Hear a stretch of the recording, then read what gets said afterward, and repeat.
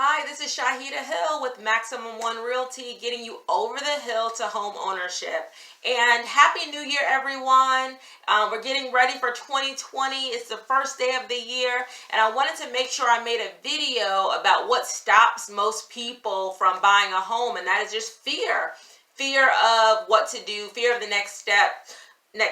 But I have the major three fears that I want to talk about, so you can get over those fears if you still have some fears. So I'm going to go over those tonight. Please, if you haven't already, go ahead and watch my other videos, especially my first time home buyer videos about what to expect, some of the costs you may incur, and that sort of thing.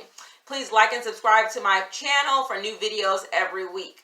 So let's talk about the fears that are holding a lot of people back from taking the first step. So number one, I'm going to go over the top three. Number one is something major. A major system is going to break and you will not have enough money to fix it. So our major systems in the house, and by major I mean if this thing goes bad, it's probably going to cost you significant money to repair. So one would be the roof, the other would be the foundation, the electric, the plumbing, the heating, the air, the water heater are generally your most expensive parts of a home. And there are several things you can do. The best thing to dispel a fear is to think about what's the worst case scenario. Like what would happen? Like what would I have to do if this happened?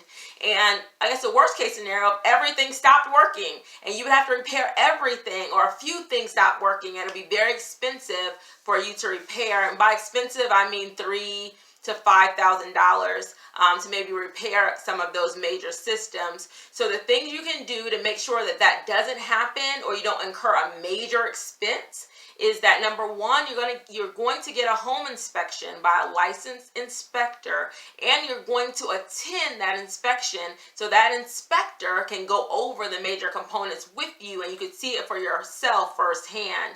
I mean, the inspector will give you a report of what they've seen, but it's always best to attend the inspection at the same time that the inspector is inspecting the property, so you can see things firsthand for yourself, and while you're there, the inspector will explain things to you. So that's number one.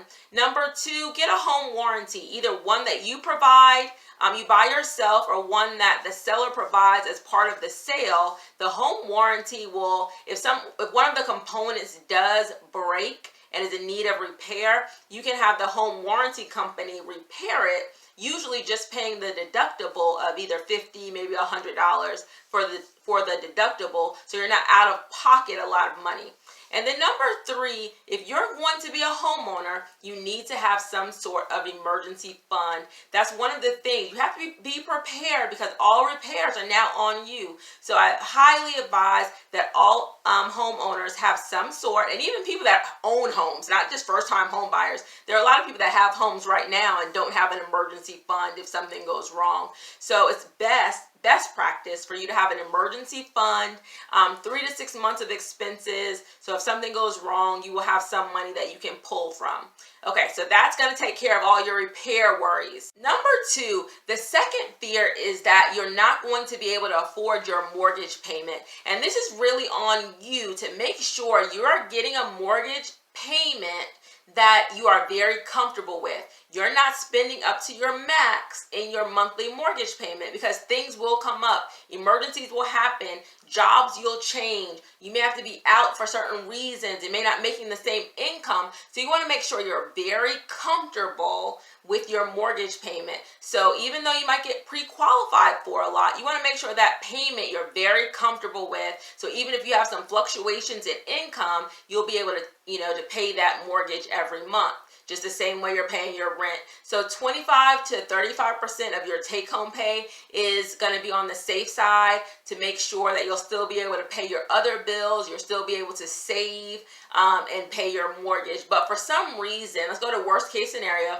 if for any reason you're unable to make your mortgage payment, what could happen is the bank could come and they could foreclose on your home, similar to an eviction, but the foreclosure process takes a lot longer. They will work with you and try to set up payment arrangements. They'll try to do everything they can, because the bank really doesn't want your house. they'll make less money if they have to sell your house during a foreclosure than if you were to make all of your mortgage payments. So they really don't want your house. They want to work with you. It takes them at least 6 months to foreclose on you. They would much rather, work it out with you and get you back on a payment plan. But if you feel like you still are unable to afford it, you can always put your house on the market. You could sell your home and, just get out of your home. Like, you don't have to, you go back to renting. You could sell your house.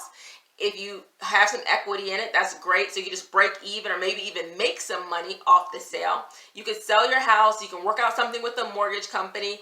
But for whatever reason, if you do actually have to foreclose, you feel like that's your only option, then worst case scenario, your credit will be hit. If you've been paying everything else on time, then it'll hit it. Maybe if you were in the 700s, go down to the 600s, maybe go down to the 500s. You will not be able to buy a home usually until about 3 years. So it takes a significant hit on your credit, and unless you're going to do like one of these special programs, you probably have to wait at least 3 years before you can purchase another home. So that's worst case scenario. It doesn't happen often, but again, you're going to have your emergency fund because you already had it set aside. So if you do have some fluctuations in income, you lose your job, you're going to make sure that you still are able to keep up with your payments, because number one, you made sure that you had a reasonable mortgage payment, and then number two, you have your emergency fund.